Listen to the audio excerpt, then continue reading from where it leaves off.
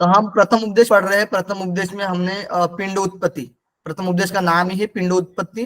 पिंड उत्पत्ति में जो शिव जी के 5 शक्तियां हैं, अनमा, परा, अपरा, सुषमा, कुंडलिनी, इनकी पहले उत्पत्ति होती है। सबसे पहले अनमा की, फिर परा की, फिर अपरा की, फिर सुषमा की, फिर कुंडलिनी की। उसके बाद इनसे ही जो परपिंड की उत्पत्ति होती है, परपिंड यानी शिव व्यक्त होते हैं। ठीक है, इसको हम अधिष्ठातु देव भी कहते हैं। अपरमपद, परमपद, शून्यम, निरंजन और परमात्मा। इस प्रकार से हमने 5 पढ़े थे, अधिष्ठातु देव या फिर परपिंड या फिर शिव व्यक्त होते हैं। ठीक है, 3 नाम ध्यान रखना आप लोग। ठीक है, इनसे किनकी उत्पत्ति होती है? तो अनादि पिंड की उत्पत्ति होती है। परपिंड से अनादि पिंड की उत्पत्ति होती है। तो अनादि पिंड में बताया गया है, अनादि पिंड में परमानंद, प्रबोध, चित्त उदय, चित्त प्रकाश और सोम भाव। ठीक है, इस 5 प्रकार 5 गुण बताए गए, और उसके 5 गुण के भी 5-5 गुण बताए गए हैं। ठीक है, एक एक के 5-5 गुण बताए गए हैं। फिर अनादि पिंड से आद्य पिंड की उत्पत्ति होती है। आद्य पिंड यानी महाभूत, महाभूत पंच महाभूत के लिए बोला गया आद्य पिंड, जो कि महाआकाश, महावायु, महारेज, महासलिल, महासलिल यानी महा जल, ठीक है, और महापृथ्वी। तो इनके 5-5 गुण बताए गए, ये भी हमने देख लिया था। अब आद्य पिंड से किसकी उत्पत्ति होती है? तो महासागर पिंड की 8 मूर्तियों की उत्पत्ति होती है। वो किस प्रकार से है? तो परम शिव, भैरव, श्रीकंठ, ये 3 को इस लाइन में याद रखते हो। और हमने क्या बोला, इनको उल्टा याद रख लेना, ब्रह्मा, विष्णु, रुद्र, ईश्वर, सदाशिव, क्योंकि ये धारणा में भी जिस जिस ग्रंथ में धारणा को उल्लेख है उसमें बताया जाता है, उससे रिलेट किया जाता है देवता को, ब्रह्मा, विष्णु, रुद्र, ईश्वर, सदाशिव। तो ये याद रखने में आसानी हो जाती है। ठीक है, तो परम शिव, भैरव, श्रीकंठ, सदाशिव, ईश्वर, रुद्र, विष्णु और ब्रह्मा। फिर लास्ट में जो ब्रह्मा आ रहे हैं ना, तो ब्रह्मा जी के निकट देखने मात्र से प्रकृति पिंड की उत्पत्ति होती है।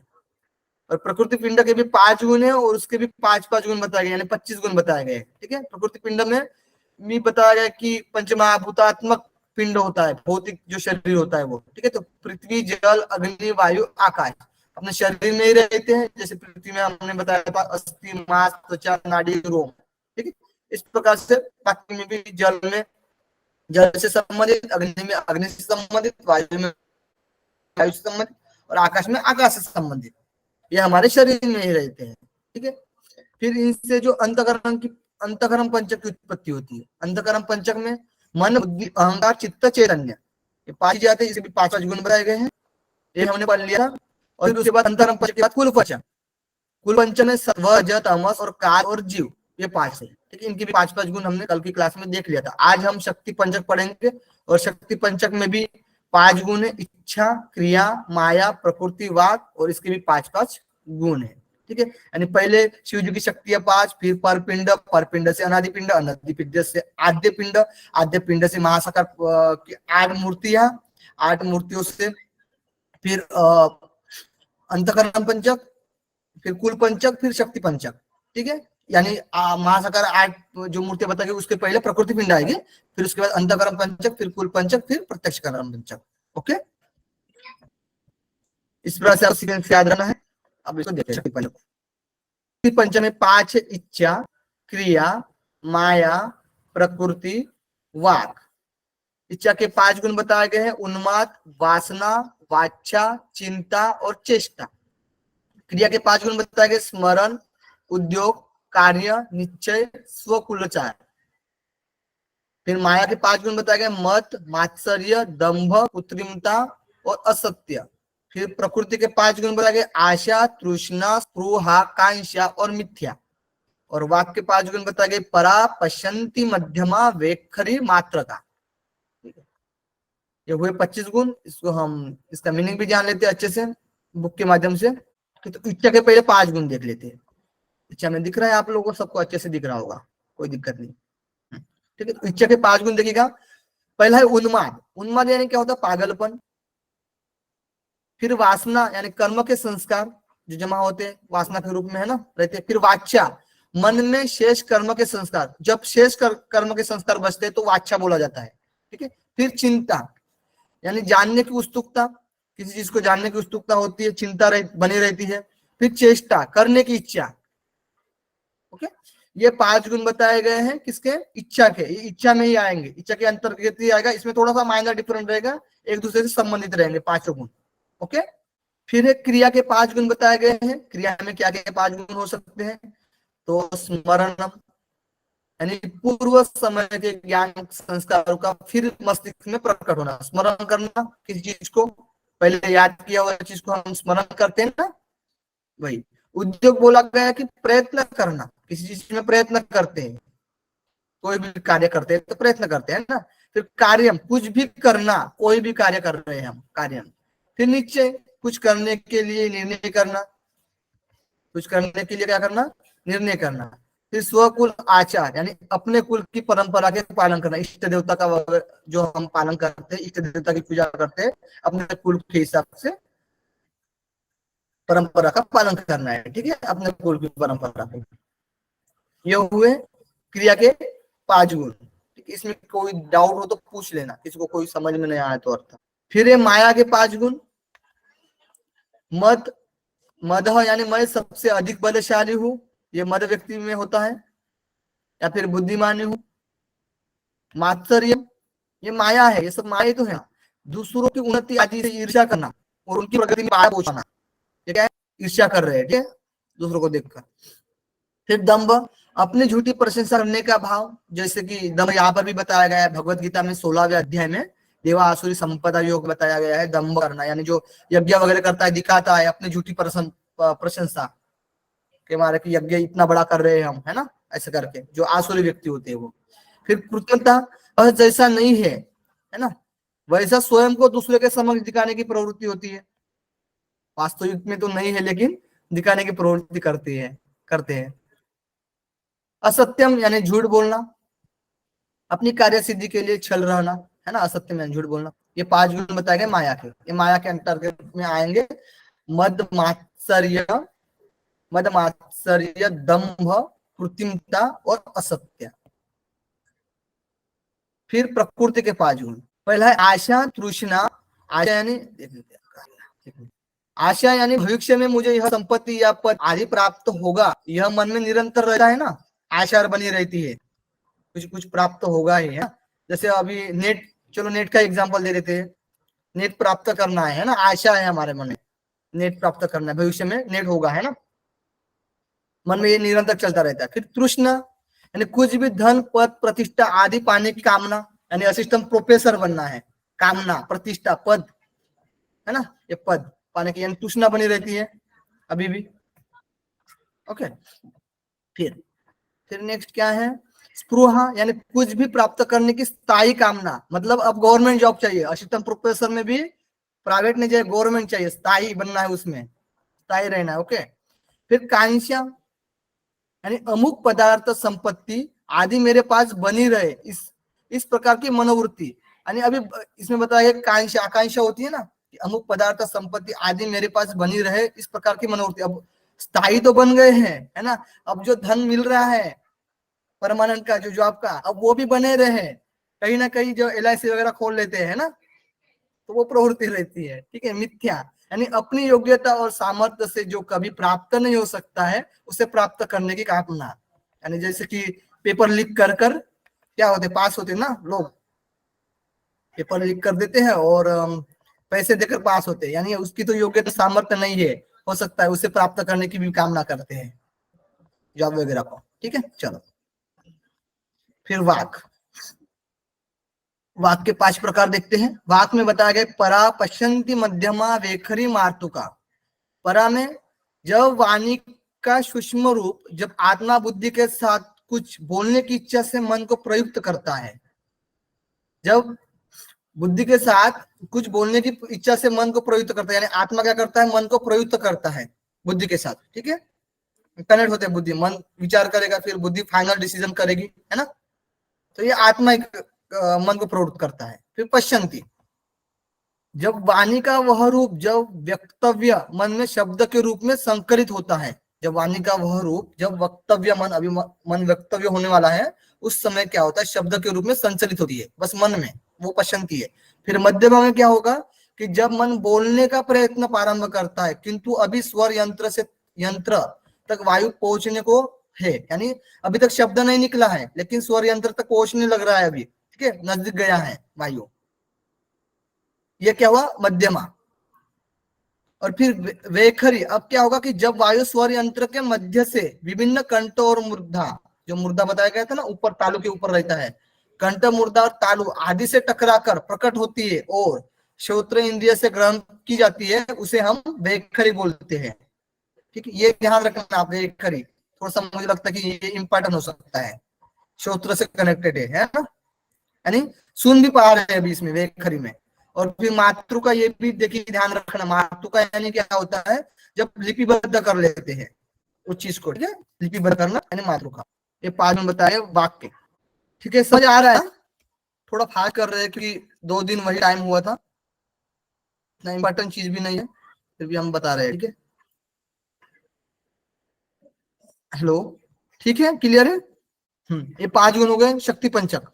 शक्ति पंचक में इच्छा, क्रिया, माया, प्रकृति, वाक, इनके 5 गुण देख लिए हमने। अब प्रत्यक्ष कर्म पंचक, प्रत्यक्ष कर्म पंचक में कर्म, काम, चंद्रमा, सूर्य, अग्नि, ये 5 बताए गए हैं, ठीक है, प्रत्यक्ष कर्म पंचक में। प्रत्यक्ष कर्म में कर्म यानी शुभ कार्य, फिर अशुभ कार्य, शुभ भी करते हैं, अशुभ पाप और पुण्य भी, यश या फिर अपकीर्ति, और अदृष्ट फल यानी पूर्व जन्म का फल प्राप्त होना।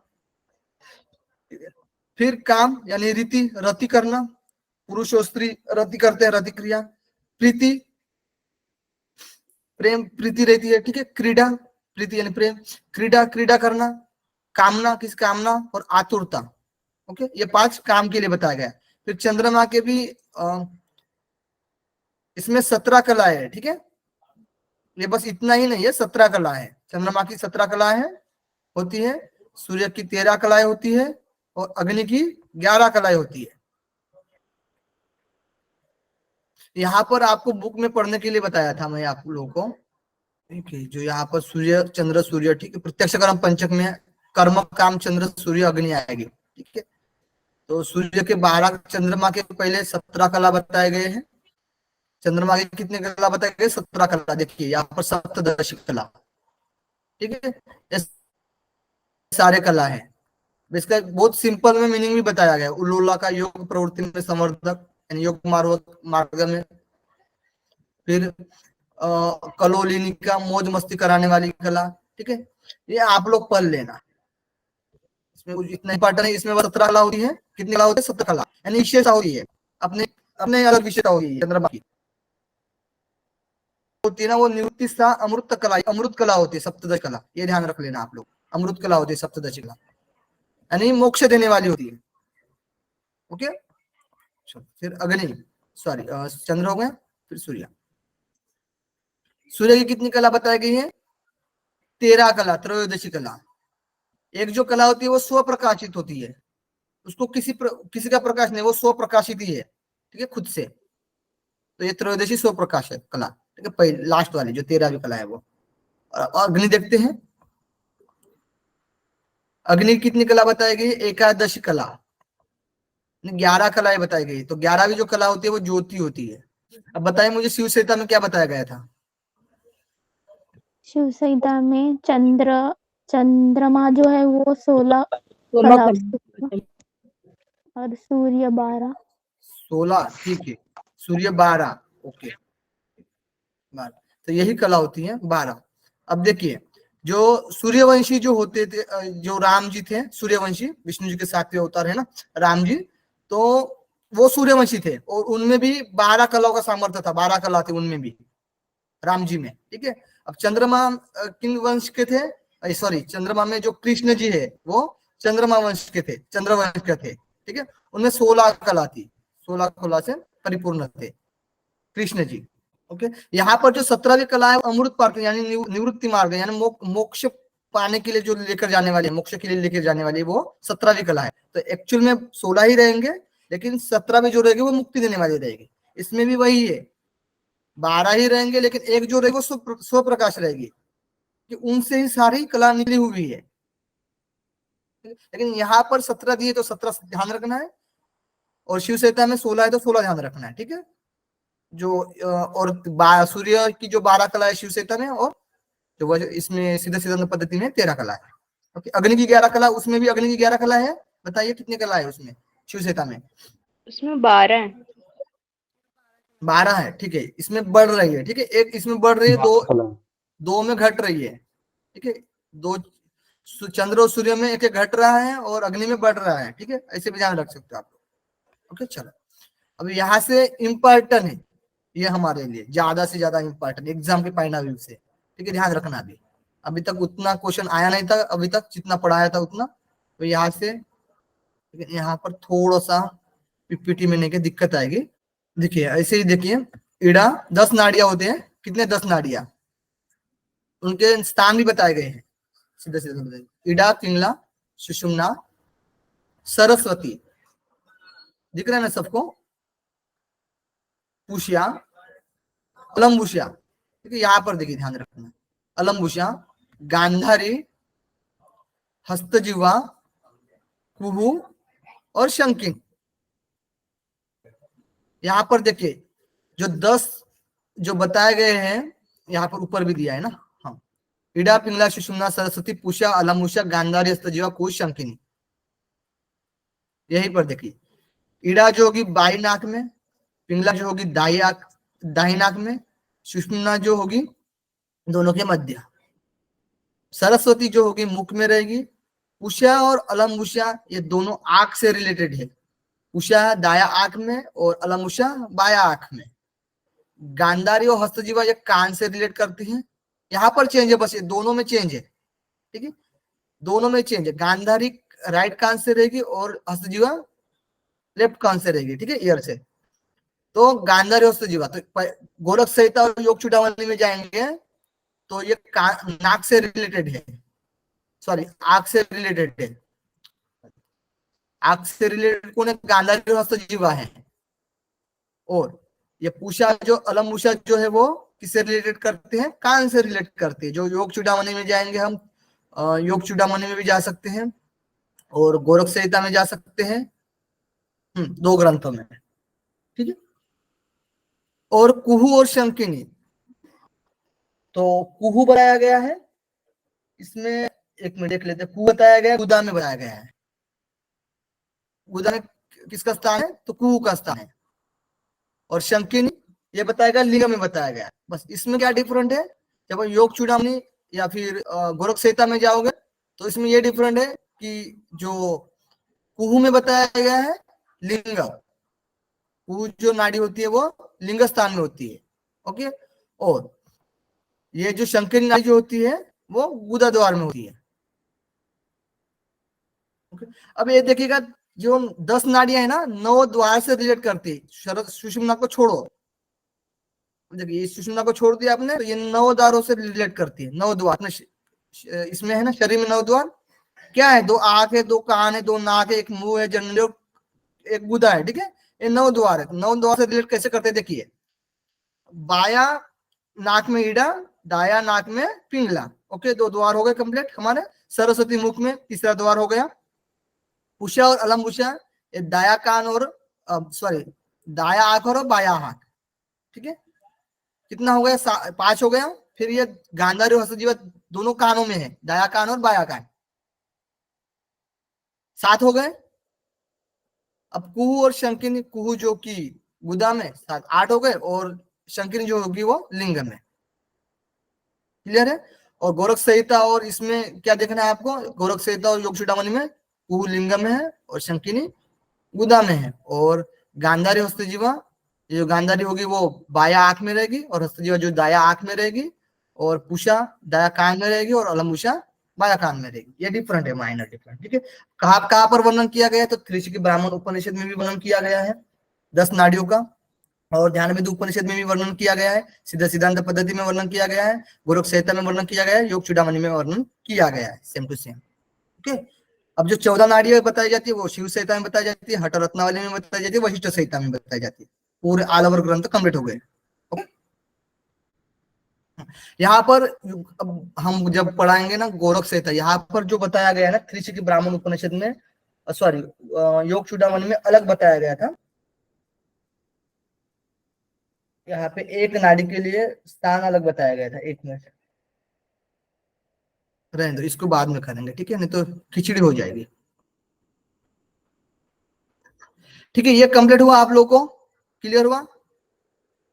इसमें कोई दिक्कत नहीं आनी चाहिए। किसी को डाउट हो तो पूछ सकते हो, इंपॉर्टेंट है हमारे एग्जाम के लिए।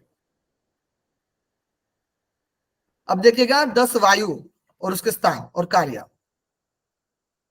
अब वायु देखिए 10 कौन से वायु है, तो सभी को पता है, प्राण, अपान, समान, व्यान और उदान। यहाँ पर उदान कहा गया, एक मिनट नीचे ठीक है, प्राण, अपान, समान, ज्ञान और उदान, ये 5 प्राण हो गए। और 5 उपप्राण बोला जाता है, जो कि नाग, कुर्मक, कृकल, देवदत्त, धनंजय। पहले 5 प्राण देख लेते हैं। इनके स्थान और कार्य भी बताए गए हैं। प्राण जो रहता है वो हृदय में रहता है। प्राण कहाँ पर रहता है? हृदय में रहता है। अपान जो रहता है वो गुदा प्रदेश में रहता है। समान जो होता है नाभि प्रदेश में रहता है। व्यान जो होता है संपूर्ण शरीर में होता है। और उदान जो होता है वो कंठ में होता है। ये किन किन ग्रंथों में बताया गया? सेम बताया गया, चीजें जो बताई गई ना ये सब सेम बताया गया। गोरख संहिता में भी बताया गया है सेम, योग चूड़ामणि उपनिषद में भी सेम बताया गया यही, ठीक है। और शिव संहिता में भी देखेंगे तो वही सेम बताया गया, घरण संहिता में भी सेम बताया गया। इन चारों ग्रंथों में आप एज इट इज देखोगे, और सीधा सिद्धांत पद्धति यानी 5 ग्रंथों में यही चीज बताई गई है। तो यही याद रखना आप लोग, ओके। हाँ, अब इनका कार्य बताया जाता है। प्राण जो होता है हृदय में होता है, तो श्वास और प्रश्वास की क्रिया करता है, श्वास और प्रश्वास। और हकार और सकार रूप ध्वनि भी निकालता है। यकार और सकार वही हुई चीज, ठीक है। श्वास ले रहे हैं यानी सकार कर रहे हैं, सम ले रहे, सम हो रहा है, ठीक है। और श्वास छोड़ रहे यानी प्रश्वास कर रहे, तो हम की ध्वनि निकल रही है। अब हंस आएगा, समझ लीजिएगा, हंस किससे रिलेट करता है? सीधा सिद्धांत पद्धति में किस वायु से रिलेट करता है? अब आप तो पढ़े ही नहीं, समझ में ही नहीं आए, है ना तो ये रिलेट करता है प्राण में। ऐसे भी क्वेश्चन आ सकता है। अब हंस और इस प्राणायाम से रिलेट करता है, तो घेरण संहिता में केवली प्राणायाम से रिलेट करता है। किन प्राणायाम से? केवली। ऐसे आपको ध्यान रखना है कंपेयर करके, ओके। चलो, अब अपान जो होता है सब तो बता दिया। गुदा यानी रेचक और पूरक, क्रिया देख लेते हैं अभी इसमें, है ना। पूरक और रेचक की क्रिया। और यहाँ पर कुंभक भी इंक्लूड कर लीजिए, यहाँ पर कुंभक भी होगा, ठीक है। ध्यान रखना, यहाँ पर मैं नोट कर दूंगा, कुंभक भी होगा। तो रेचक, पूरक और कुंभक, ये तीनों की क्रिया किसके द्वारा होती है? गुदा यानी अपान वायु के द्वारा। अपान वायु का कार्य बताया गया है। रेचक, पूरक यानी अब ले रहे हम, उसमें श्वास अपने आप चल रही है, ठीक है, आ रही जा रही है प्राण में, लेकिन अपान में हम क्रिया कर रहे हैं, उसमें रेचक कर रहे हैं यानी छोड़ रहे हैं, पूरक कर रहे हैं यानी श्वास को ले रहे हैं, और कुंभक कर रहे हैं यानी रोक रहे हैं, ओके। अब समान, समान सभी को पता है जठराग्नि प्रतित्व करती है, पाचन में सहायता करती है। और व्यान जो शोषण, किसी अंग को शोषण करना और वृद्धि का कार्य करना, ठीक है, बढ़ाने का कार्य करती है व्यान, संपूर्ण शरीर में रहती है। तो और फिर उदान जो होती है कि आहार निगलना यानी वमन क्रिया, है ना। आहार निकलते हैं या फिर वमन बाहर निकालते हैं, कुछ भी वार्तालाप करते हैं, तो ये कंठ से संबंधित है ना। आहार निगलना, वमन करना, वार्तालाप करना, तो उदान वायु कार्य है, ओके। अब नाग, कुर्मक, कृकल, देवदत्त, धनंजय। नाग में बताया गया है त्यागना, कोई चीज को हम त्याग रहे हैं, है ना। अभी अंग संचालन, अंग का संचालन करना। फिर कुर्म जो होगा वो कंपन और नेत्र उन्मीलन, पलके झपकना और उगड़ना, ये कुर्म का कार्य है। और कंपन, अब कंपन देखिएगा, एक आपको चीज बता देता हूं। अब कंपन और किस चीज प्राणायाम से रिलेट कर सकते हो? ये प्राणवायु है, और प्राणायाम के लिए भी पूछा जाएगा। प्राणायाम की क्या बोलेंगे हम, बताइए। प्रथम अवस्था में था ना? मुझे आवाज नहीं आ रही है, एक मिनट, सॉरी। प्रथम स्थिति में होता है ना? मध्यम अवस्था में। प्रथम में मध्यम में आता है, द्वितीय में, प्रथम अवस्था में, प्रथम अवस्था में या मध्यम अवस्था में, बताइए। मध्यम अवस्था में ना, ओके। मध्यम मध्यम में कंपन प्रथम में तो पसीना आता है ना। हाँ, तो मध्यम अवस्था में कंपन, ओके, प्राणायाम की मध्यम अवस्था में। फिर क्रिकल, क्रिकल जो होगा वो डकार, यहाँ पर देखिएगा, यहाँ पर डिफरेंट है। डकार जो होगा ना नाक के लिए बोला जाता है ना, लेकिन सीधे सिद्धांत पद्धति में नहीं बताया गया है ऐसा। नहीं तो डकार नाक के लिए बोला जाता है, जो कि हमने जैसे अभी यहाँ पर ऊपर देखा था ना, प्राण से रिलेटेड, ये जो सेम बताया गया था हमने, किसमें किसमें बताया गया है, उसमें डकार बताया गया है। सेम चीजें है, कोई दिक्कत नहीं। अब इसमें क्या बताएंगे हम, शिव सेता भी बता सकते हैं, गोरख सेता बता सकते हैं, योग चूड़ामणि बता सकते हैं, घेरन सेता बता सकते हैं। ठीक है, ये चारों ग्रंथ में डकार बताया गया है। क्या बताया गया है? डकार। ओके, हाँ, लेकिन यहां पर त्यागना और अंग संचालन है। अब देवदत्त, देवदत्त जो कि जमभाई का कार्य करता है। अब जमभाई सभी जगह में बताया गया है, जमभाई के लिए बताया गया है, बस वशिष्ठ संहिता को छोड़कर बाकी सभी ग्रंथ में, यानी आप सीधे सिद्धांत पद्धति देखोगे, वही अभी जो हमने अभी देखा था, गोरख संहिता, शिव संहिता, घेरन संहिता, योग चूड़ामणि, ठीक है, इन सभी ग्रंथों में बताया गया है जमभाई। लेकिन आप योग वशिष्ठ संहिता में जाओगे तो उसमें क्या बताया गया है? चिकना, सॉरी, तंद्रा बताया गया है, तंद्रा। ओके, तंद्रा, तंद्राना, निद्राना, ये बताया गया है वशिष्ठ संहिता में। बाकी सब जमभाई लेना बताया गया है, ये ध्यान रखना आप लोग। ओके, अब धनंजय अनाहत नाद, जब शिव संहिता में जाएंगे तो क्या बताया जाता है उसमें?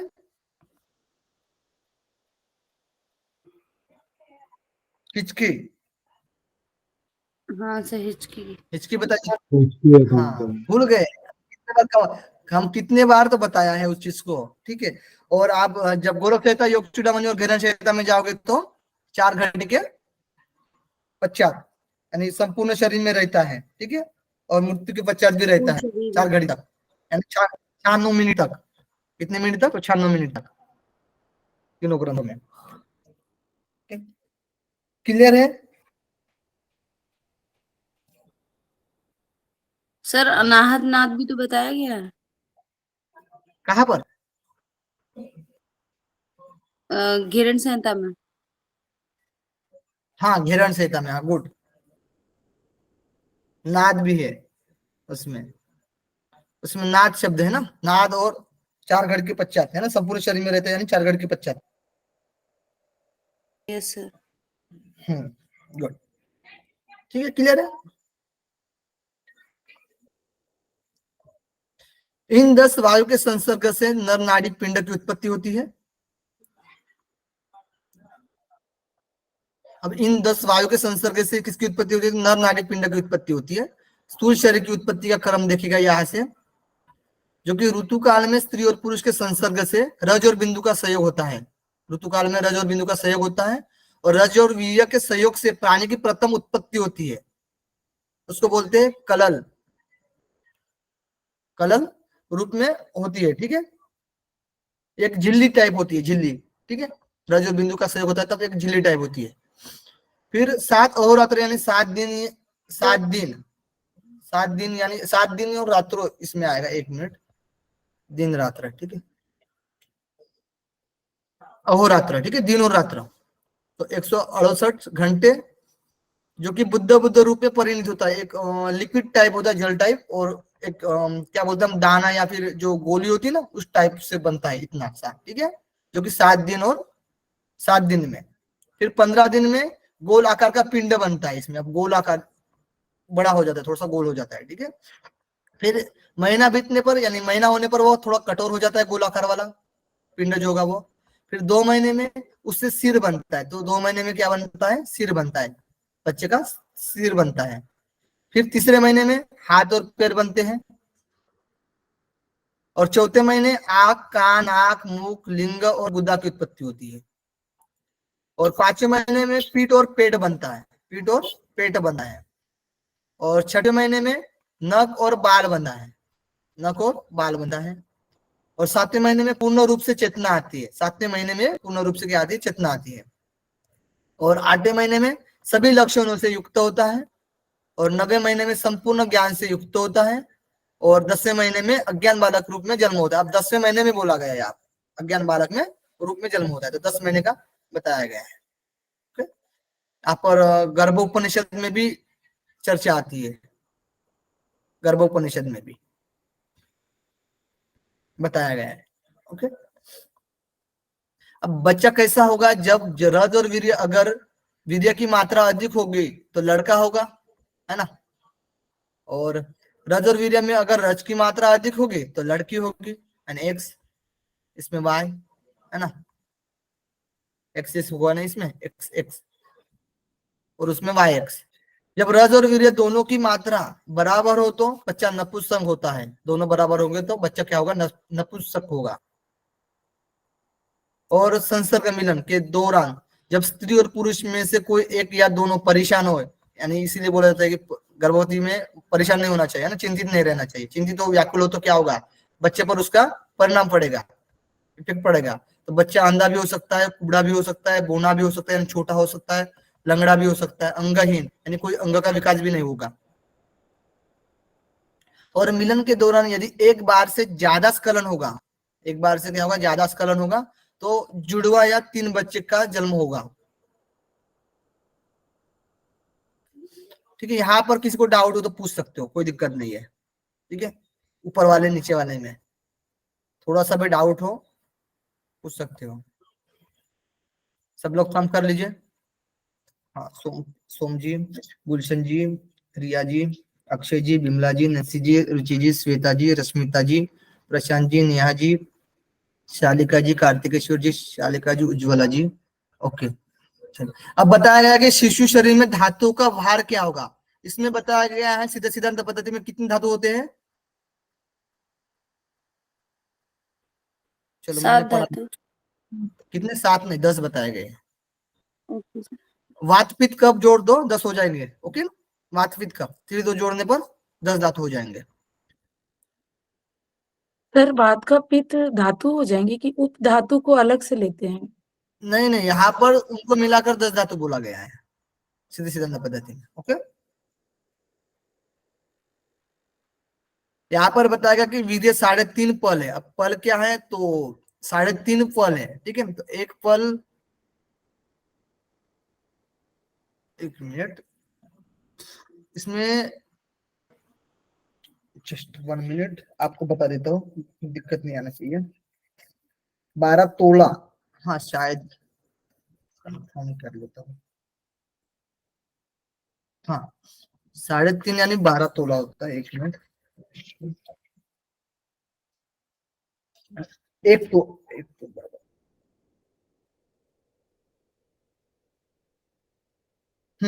12 तोला होता है इसमें। 3.5 पल यानी 12 तोला होता है। ठीक है, अब एक तोल बराबर कितना ग्राम होता है, ये क्या हुआ, तोला हुआ।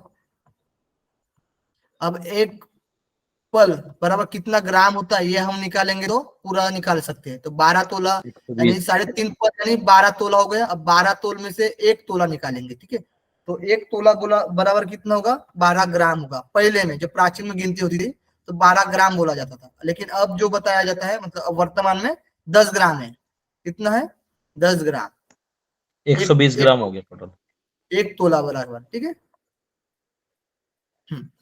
तो यहाँ पर देखिए, यहाँ पर पहले वाला इंक्लूड करेंगे सबसे पहले तो 12। अब इसमें 12 तोला है तो कितने, 144 हो जाएगा ना, 144 144 ग्राम होगा। ठीक है, 3.5 पल यानी 144 ग्राम होगा। ठीक है, क्लियर है।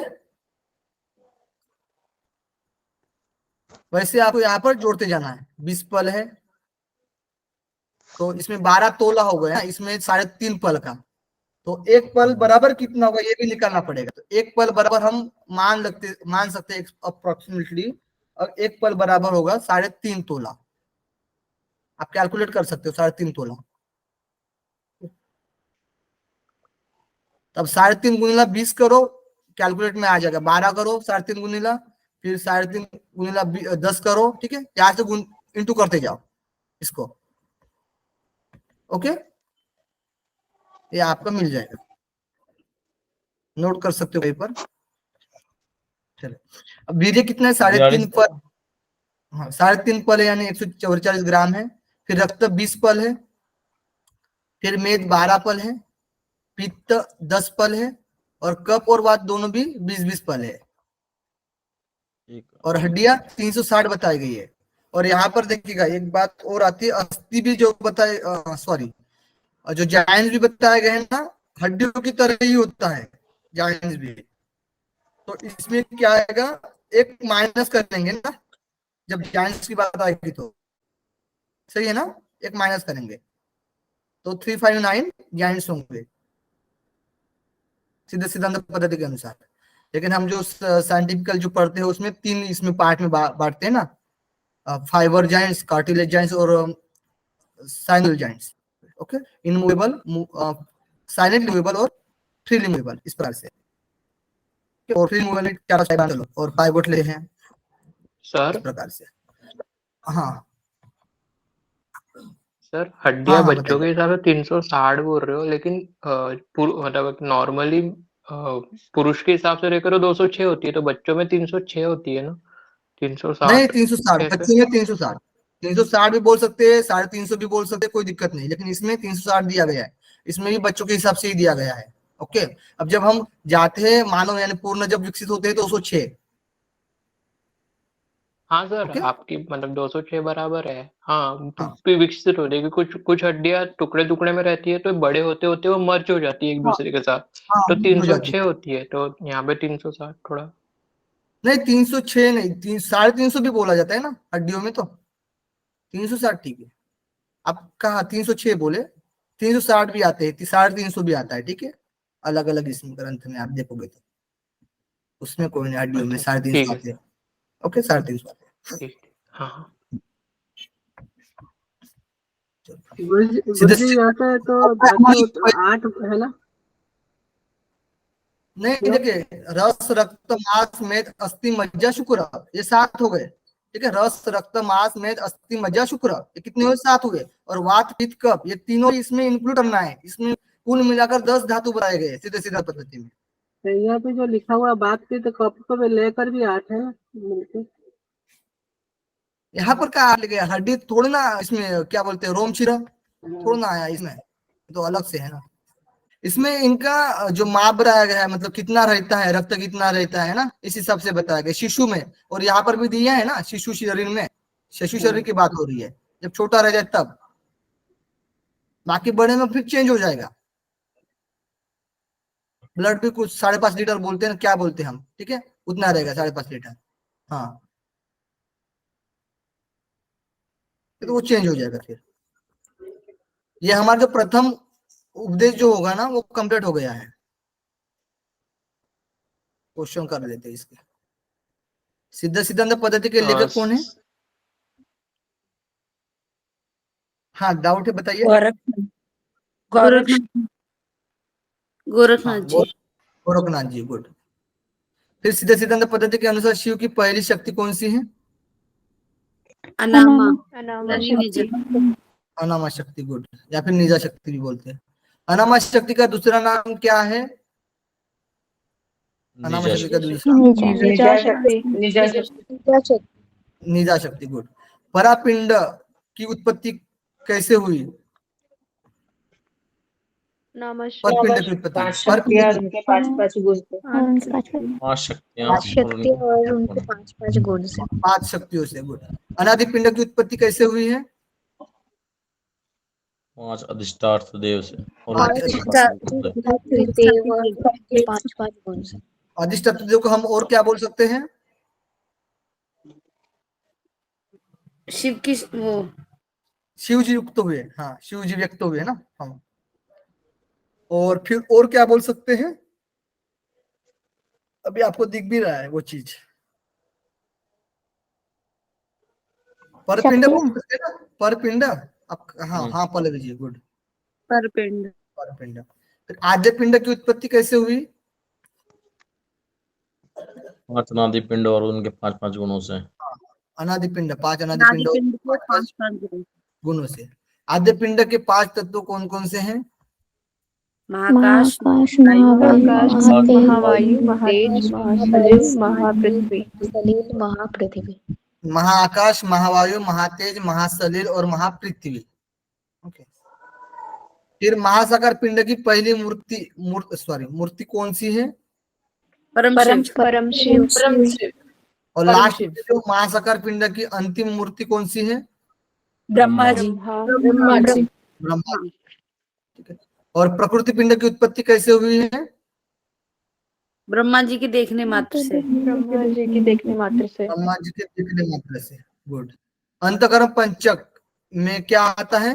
मन बुद्धि मन बुद्धि चैतन्य मन बुद्धि चित्त अहंकार चेती चैतन्य अहंकार चित्त चैतन्य। प्राण के कार्य क्या है? श्वास प्रश्वास श्वास प्रश्वास प्राण के कार्य श्वास और दिख रहा था तो आंसर दे रहे थे, अब दिख नहीं रहा है तो आंसर ही नहीं दे पा रहे थे।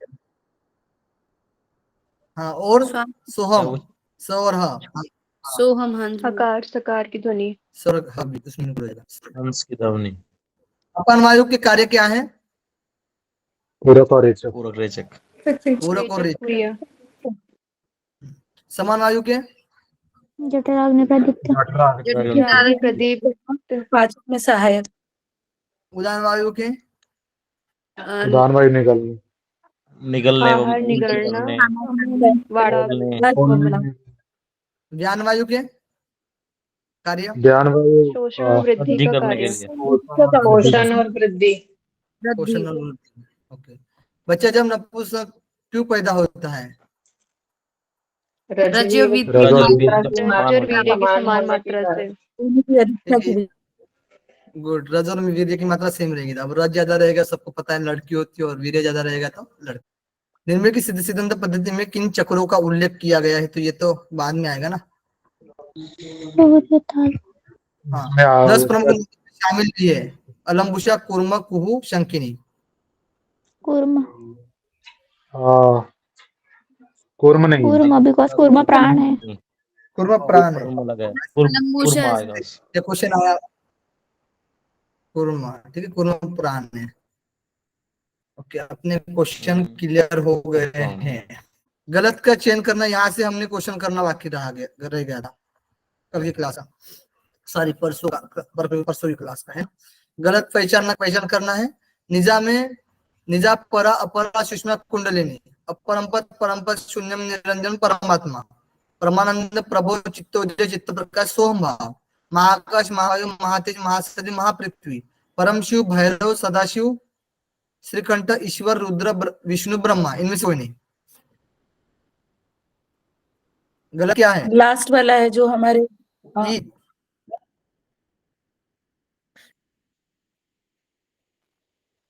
श्रीकंठ भैरव है ना, परम शिव श्रीकंठ भैरव, श्रीकंठ परम शिव, ये ऑप्शन। परम शिव भैरव श्रीकंठ। भैरव और श्रीकंठ नहीं है तो ऑप्शन भैरव तो है, श्रीकंठ नहीं, श्रीकंठ नहीं है।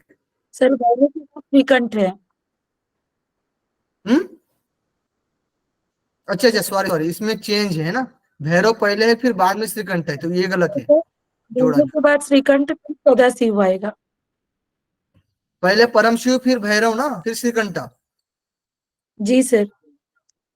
फिर सदाशिव ईश्वर रुद्र और विष्णु और ब्रह्मा। ओके, तो ये नंबर गलत है। गुड, बाकी सब अच्छा है, कोई दिक्कत।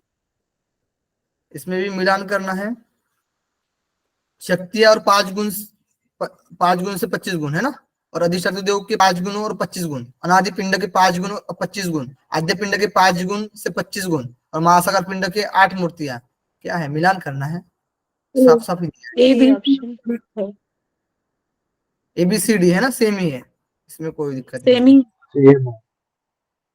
ब्रह्मा के निकट देखने भर से किसकी उत्पत्ति हुई है? अंतकर्म, पंचक, प्रकृति पिंड, शक्ति। प्रकृति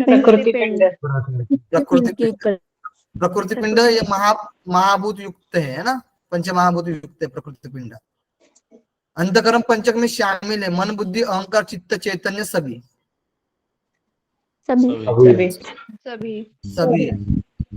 गुड, जोड़ी या लगाना है। प्रकृति पिंड में मन बुद्धि अहंकार चित्त चैतन्य, बताइए यहाँ से क्या हो सकता है अपना? प्रकृति वाले में बी होगा, अंतःकरण में ए होगा। बी अंतःकरण में ए, पृथ्वी जल अग्नि वायु आकाश ये प्रकृति पिंड में होंगे। हाँ, प्रकृति अंतःकरण में मन होंगे, बुद्धि अहंकार चित्त कुल पंचक में डी ऑप्शन। ऑप्शन डी होगा। कुल पंचक में बी ऑप्शन। शक्ति कर्म काम इच्छा क्रिया माया प्रकृति वाक। इच्छा क्रिया माया प्रकृति वाक। सर कुल पंचक कुल में नहीं, डी नहीं, ऑप्शन है। सत्व रजतम कालजी। नहीं, डी ऑप्शन तो होगा। डी आएगा ना, कुल सतरज पंचक का डी ऑप्शन आएगा। सत्व रजतम कालजीव कुल पंचक। हाँ डी ऑप्शन। हाँ हाँ हाँ, हाँ, ठीक है, डी ऑप्शन। शक्ति पंचक में और इच्छा प्रत्यक्ष क्रिया कर्म बी पंचक वाला में आएगा क्या सर। आएगा? कर्म काम कर्म चंद्रमा शक्ति सूर्य में आ अग्नि। जाए। ओके, प्रत्यक्ष में कर्म और काम। शक्ति पंचक शक्ति की बात इच्छा क्रिया बताई गई तो माया इच्छा क्रिया प्रकृति। माया प्रकृति भाग। और प्रत्यक्ष इच्छा हाँ, प्रत्यक्ष कर्म प्रत्यक्ष में कर्म काम करता है। कर्म करते कार्य करते चंद्रमा की कला है, सूर्य अग्नि, ठीक? ये सब प्रत्यक्ष है, प्रत्यक्ष कार्य है। अच्छा, समझ गुलशन गुड। चंद्रमा की कला 16 इतनी है। 17 17 17 17 कलाई में 17 है 17 गुलशन जी, 17 है ना, शिव संहिता नहीं है। चलो नेक्स्ट, सूर्य की कला है। और भी कई जगह 16 कलाओं का है ना। 13 है। 13 कलाएं। 13 13 का, हाँ। अग्नि की कलाएं है, कितने हैं? अग्नि की कलाएं 11 11। यार गलत है। आद्य पिंड में पृथ्वी जल अग्नि वायु आकाश, प्रकृति पिंड में महाकाश महावायु महातेज महाशरीर महापृथ्वी, कुल पंचक में चक्रिया माया प्रकृति वाक, इनमें से कोई नहीं। गलत है। कुल पंचक। कुल पंचक गलत है। पंचक सी ऑप्शन, कुल डी ठीक है, ऑप्शन। ठीक है, कुल पंचक गलत है। सी तो ऑप्शन। ये भी सारा गलत है, एबीसी ऑप्शन, ठीक है, सबका गलत हो गया। वाह, किसी का भी सही नहीं है। क्योंकि प्रकृति पिंड में पृथ्वी जल बगलू अग्नि वायु और आकाश आएगा, और आद्य पिंड यहाँ जो पर होता आद्य है वो पिंड में महाकाश महाकाश बोला गया है ना, महाकाश समझ महावायु गया। महातेज महाशरीर, महाशब्द यूज किया गया, उसमें गुण है ना, गुण है, उसमें 5 गुण बताए गए हैं, तो महाशब्द यूज किया गया सर है। सब मजे में देख रहे हैं ऊपर से नीचे तक। प्रकृति पिंड ये पृथ्वी है। मजा आ गया है ना। चलो, पृथ्वी जल अग्नि वायु आकाश। नेक्स्ट, उत्पत्ति के क्रम के अनुसार सही पहचान कीजिए।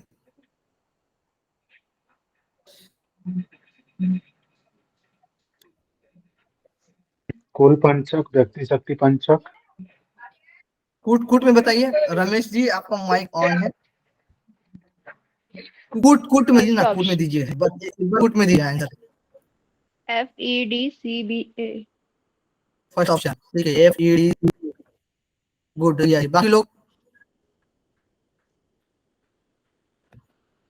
देखिए, पहले क्या है, आद्य पिंड की उत्पत्ति होती है, ठीक है, फिर उसके बाद आद्य पिंड से महासाकार पिंड की उत्पत्ति होती है, महासाकार पिंड की 8 मूर्तियों की।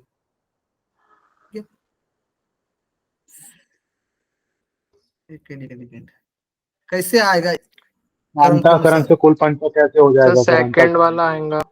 कुल पंचक, उसके बाद व्यक्ति शक्ति पंचक, प्रत्यक्ष पंचक, इस तरीके से है ना। ठीक है, अंतःकरण पंचक, और फिर कुल पंचक, और फिर शक्ति पंचक और प्रत्यक्षकरण पंचक, बराबर है। बस इसमें दिक्कत क्या था कि इसमें एक छूट रहा था, ठीक है, प्रकृति पिंड है ना, प्रकृति पिंड छूट रहा था, तो यहाँ पर दिया ही नहीं है, तो अंतःकरण पंचक आएगा, फिर कुल पंचक। इससे क्या होगा, फिर अंतःकरण पंचक से उत्पत्ति किसकी होगी? कुल पंचक की होगी। कुल पंचक के बाद शक्ति पंचक की उत्पत्ति होगी, और शक्ति पंचक से प्रत्यक्षकरण पंचक होगी। ये पता है ना आपको, आद्य पिंड क्या आता है? आद्य पिंड महाकाश महावायु महाशल जो आता है वो, ठीक है। महासाकार में भी पता है आपको, परम शिव, भैरव, श्रीकंठ, सदाशिव, और फिर बताया गया है सदाशिव ईश्वर, विष्णु और रुद्र, रुद्र विष्णु और ब्रह्मा, ब्रह्मा। ठीक है। रुद्र में विष्णु ब्रह्मा, ठीक है, इस प्रकार से। फिर अंतःकरण पंचक में भी बताया गया मन बुद्धि विष्णु और ब्रह्मा, अहंकार चित्त चैतन्य। फिर कुल पंचक में बताया गया सत्व रजतम कालजीव। फिर शक्ति पंचक में बताया क्रिया इच्छा माया प्रकृति वाक। और फिर प्रत्यक्ष कर्म पंचक में बताया कर्म काम और सूर्य अग्नि, सॉरी सूर्य चंद्र सूर्य अग्नि। ओके, सूर्य अग्नि इसे याद कीजिएगा, पाठ हो रहा है। चलो नेक्स्ट, सीधे सिद्धांत पद्धति में नाड़ियों का वर्णन किया है। 10 किन नाड़ियों वर्णन किया गया है? 10 नाड़ियों। बहुत टफ क्वेश्चन है, ठीक है। सब 10 बता रहे हैं, सबका गलत थर्ड है। ऑप्शन ए सी। 10 कैसे होगा? 72,000 थर्ड नाड़ियाँ। ऑप्शन हाँ 72,000 नाड़ियाँ नाड़ियाँ और और 10। ए और सी। तीन 10 में 10 भी बताना नाड़ियाँ है। हैं और 72,000 नाड़ियाँ भी है। समझ लीजिए यहाँ से दोनों ऑप्शन ना दिया एग्जामिनर ने, AC और सिर्फ 72,000 नाड़ियाँ ही दिया होगा और सिर्फ कूट सी ही दिया होगा ना, तो हम 72,000 नाड़ियाँ पे जाएंगे। ओके, और समय 72,000 नाड़ियाँ नहीं दिया हो यस। तो 10 पर जाएंगे। ओके, लेकिन 72,000 नाड़ियाँ भी जब हम तो इसका पढ़ेंगे कूट ना क्या होगा आगे सर? द्वितीय उपदेश तृतीय उपदेश में समथिंग, ठीक है, तो वहां पर दिया गया 72,000 नाड़ियाँ, तो यहाँ पर ए और सी आएगा, दोनों आएगा, कूट दिया गया है ना, इसमें दोनों चीज दी गई है, तो 72,000 नाड़ियाँ का भी हाँ जी। वर्णन दिया गया है। तीसरे उपदेश में समथिंग हम पढ़ेंगे तो वहां पर बताएंगे